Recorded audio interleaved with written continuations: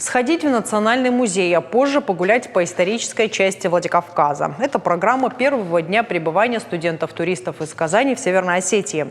6 ребят стали участниками масштабной программы, на которой они знакомятся с культурой и бытом других регионов. СУГУ – один из 15 университетов, который примет в ней участие.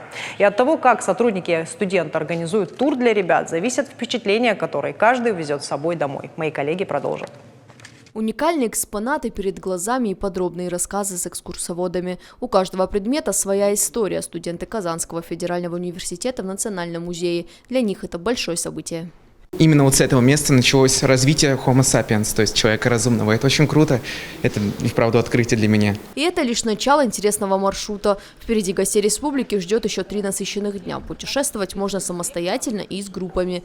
Программа тура подстраивается непосредственно под участников. Ее длительность может быть от 2 до 7 дней. В условиях распространения коронавирусной инфекции все строго придерживаются рекомендаций.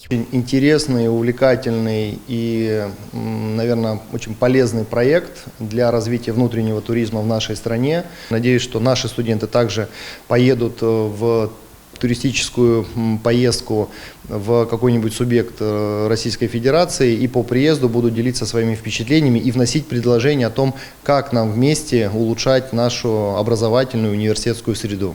На этом этапе наш регион готов принять до 50 человек. Позже эта цифра может возрасти. Студенты Северо-Осетинского госуниверситета также могут посетить один из предложенных регионов. Федеральная программа студенческого туризма стартовала 15 июля и продлится до 25 августа этого года. Галина Григорян, Диана Бойгиева, Алана Бзыкова. Новости Осетии.